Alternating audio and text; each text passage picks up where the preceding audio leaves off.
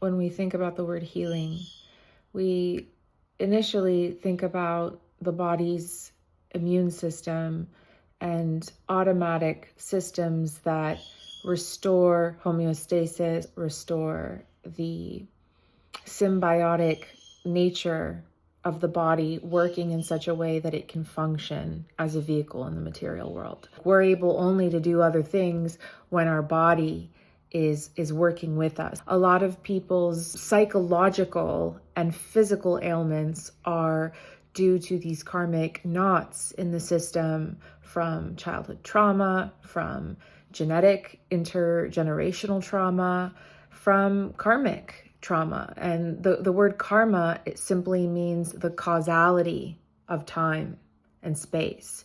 So if we're in the dimension of time space, then we have inherited karma, trauma from our ancestors. The modality that I've been trained to do, you follow a set of laws. If the practitioner is able to adhere to the principles that are required for true healing to take place, because true healing is a shift, not just in consciousness, but in the fascia, in the body, in the perception, which is mind, perceiving matter, body. So that kind of healing only happens through an authentic gesture and reception of that intent, which if the intent is healing, then it must be done to where there is a energy exchange. The practitioner goes into a state of receptivity because it's not coming from the practitioner. And every time a practitioner tries to take from themselves and give, they become depleted after a time, which is why a lot of healers you see are in ailments is because they're really pulling from their own marrow. And to some degree that is, just innate in the craft. You do give of yourself, right? But as much as possible in the session, you want to be a channel of receptivity.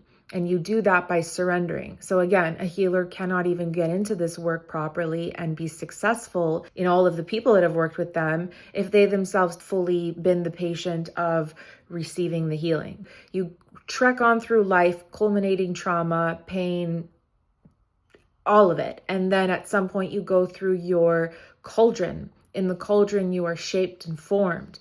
You are meant to withstand that heat and pressure so that you can then only then really be an emblem of support and healing and guidance and service for others that are in that process, just as there were people in that cauldron that saved you with grace in the moments where it was just too much, right? So it's a very humbling process too.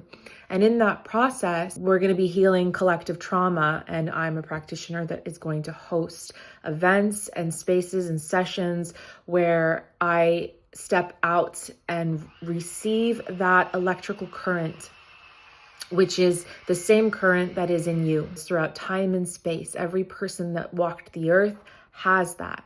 And that is that connection that allows us to feel. We feel energy in people all the time. And we have intuition, we have instincts, and every single person, irrespective of their traversing's of metaphysics and sciences and theology, understands innately we are made of energy. Everything is made of energy, and it's one energy, and animates us all. So we connect. I'm receptive to you, not only receptive to the person coming for healing, but is making a promise to themselves and to the other. I promise to be receptive, open, so that energy can move. And then that energy is what heals. Just as the body has its own automatic system, where does that phenomenon of blood coagulating come from? It comes from the intelligence that sustains life on a molecular level and on a cosmic scale.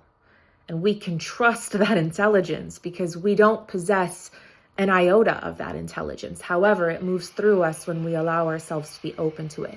That is healing. And that is what Christ spoke of when Jesus was laying hands on people and telling the apostles, like, you too will be made to heal, just opening up to that electric current, right? That is the Holy Spirit, the Shakti of existence.